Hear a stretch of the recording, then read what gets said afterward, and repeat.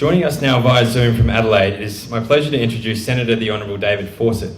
Senator Fawcett is currently the Chair of the Joint Standing Committee on Foreign Affairs, Defence and Trade, and a member of the Parliamentary Joint Committee on Intelligence and Security. Senator Fawcett also served in the ADF for over 22 years as an Army pilot. He finished his full-time career in Defence as the Commanding Officer of the RAF Aircraft Research and Development Unit. Please welcome Senator Fawcett. Well, good afternoon. Thank you very much, Tim, for that introduction. And more importantly, Tim, to you and your team, congratulations on what you have pulled together. It's a fantastic effort. To my current and former colleagues, to Julie Bishop, now Chancellor of the ANU, Jim Molan and Mark Dreyfus, welcome and thank you for being part of this exercise. Just also like to thank the various heads of mission, diplomatic staff, members of ANU, Defence, media and others who are participating to make this whole Australian Crisis Simulation Summit come together. The purpose statement, I think, is really important. It's about preparing the next generation of leaders for the inevitable challenges. And I'll come back to those two comments a bit during my remarks. Whilst the summit says on your flyer it's been designed with COVID-19 in mind, I'd actually like to take you back to just some aspects of three key events that have occurred over the past 100 years. Because these events were influenced by leaders who variously couldn't imagine or couldn't see or didn't see as a priority events that were occurring in their world. And their responses to those events then shaped things incredibly. And that's not a judgmental statement. People in public life are often busy, and all of us often tend to see things through the context of our own lived experience, which is why the preparation aspect of this is so important.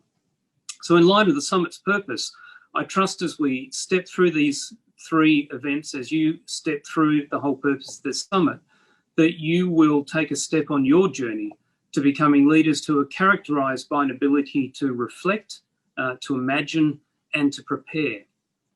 So 19 years and 3 days ago, leaders in the US, in fact most of us around the world, couldn't imagine that a terrorist group, 19 individuals, would use modern technology and the open society that we have to launch the attacks that are now known just as 9/11.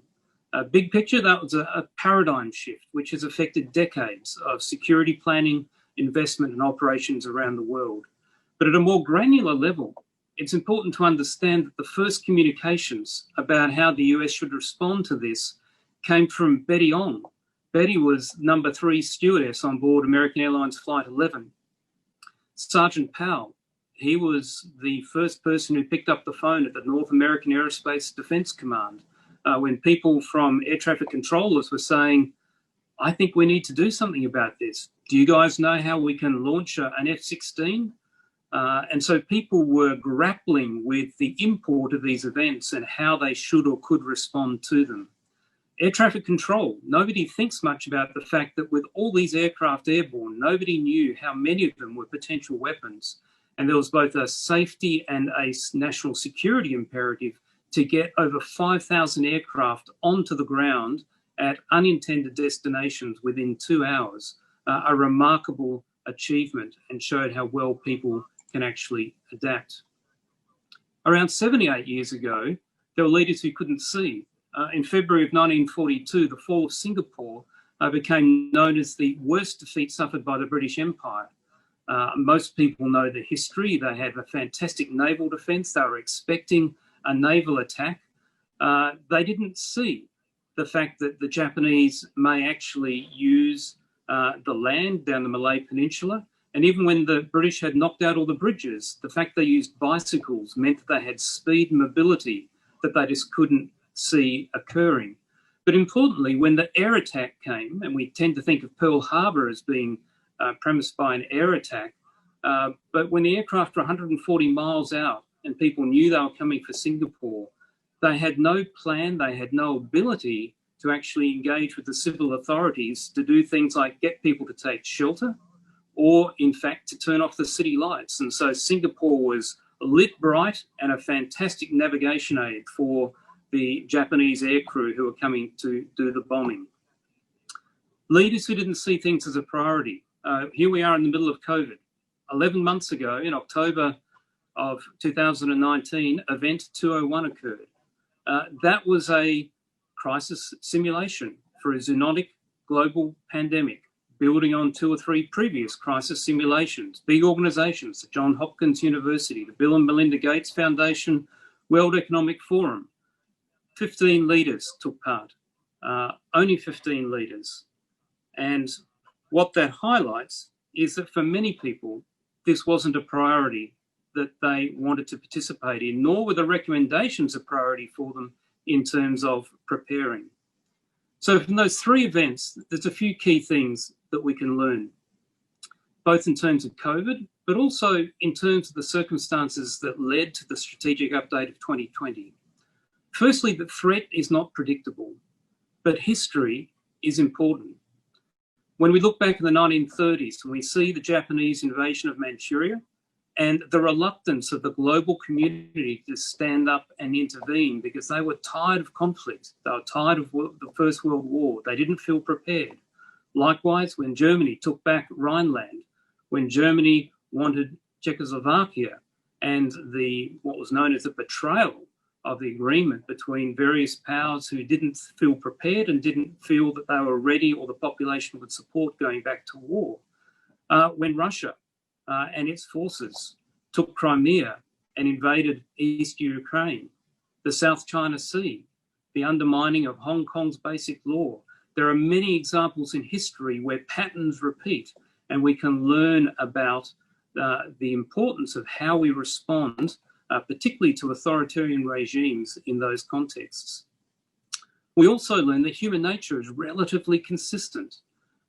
We saw, despite all the global norms that have underpinned peace since World War II, nations responding in a very nationalistic way, putting the interests of them and their people, understandably, but putting that first ahead of international agreements and norms and the collective support that we've had in the past.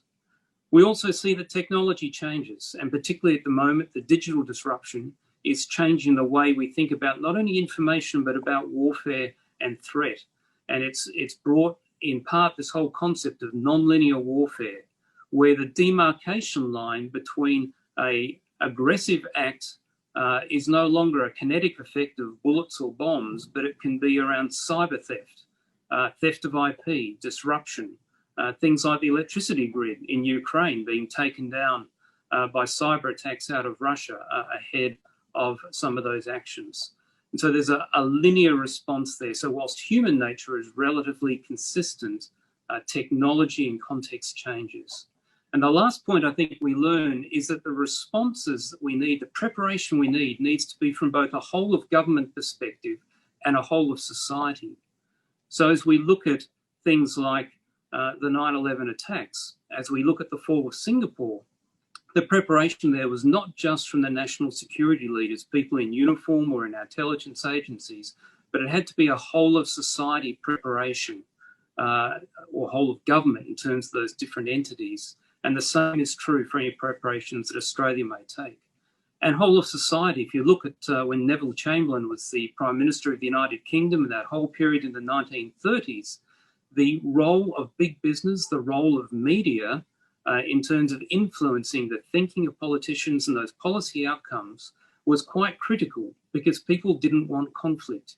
And yet being prepared to take action may have been the thing that prevented World War II and all of the loss that went along that. And so the whole of society, to a large extent, leaders that are preparing and thinking need to be bringing the thought leaders within the broader society with us. So as we look at the Strategic Update 2020, being prepared to shape and deter and if necessary respond, and I would add on that in brackets, and win, we must actually always have that outcome in mind. The question is, what can you learn from this summit? Well, I'm hoping that what you'll learn from this summit is what we need to be looking for in terms of the shaping, the deterrence and the respond. Having a deeper understanding of who has to be involved in that process, who do you need to communicate with, share thinking with, get insights from, so you understand what are the other aspects of the whole of our society, our critical infrastructure, as well as our media and our business, as well as the things that you would think of, the hard edge of security like our Defence Force and our intelligence agencies. And lastly, how should we respond? Do we respond like Chamberlain with appeasement? Do we respond more like Churchill with hard action? Somewhere in between? How do we nuance that in an age of non-linear warfare where the threshold from emerging threats and actual damage being done are quite often overlapped? What's the trigger point at which we take action, and what would those responses look like? So I'm hoping as you go through this whole process, you will become people who are characterised by the ability to reflect on history, to see what we can learn by past conflicts, by past crises, the actors involved and how they responded. That you can imagine the future, that you will be able to see the bicycle being used, the airliner being used, that you'll be able to see the alternate approaches, the threats, that we haven't had a pandemic since 1919. And so people have assumed that science has overcome that, which is why people didn't see Event 201 and the recommendations from it as a priority. People who imagine what may happen and how we may need to prepare. And the last part is you'll be people who know how to prepare. It's easy to talk about planning, but if you look at the words of Napoleon Bonaparte, he is quoted as saying that he's not a genius. It was the hours he spent in imagining and trying to understand what may happen and going through detailed preparations of his options that made him look good in the battlefield. And so that's where a modern military appreciation process tries to say, what are the possible courses of action an enemy or a threat might take? How might we respond? What are the benefits and risks of each approach? So that you've considered all the range of factors that if you do need to pivot and change direction once the threat has actually evolved and occurred, you actually understand most of the key elements that you'll build that iterative plan on. It takes you back to Field Marshal von Metke in the 1800s, who coined the concept that a plan doesn't really survive the first engagement with the enemy main force. And we've certainly seen that in recent times, that events change quickly and what we've planned for may not be the threat that evolves, but having done the planning, we can actually adapt and respond in a considered way. So can I just again congratulate the team who's put this together, congratulate all the participants for putting a hand up to nominate, for being the people who've been selected to be involved. I wish you all the best for the summit itself, and particularly I wish you success, not only during the summit, but for your future careers to become leaders, people who can reflect, who can imagine, prepare, and communicate to give Australia a more secure future.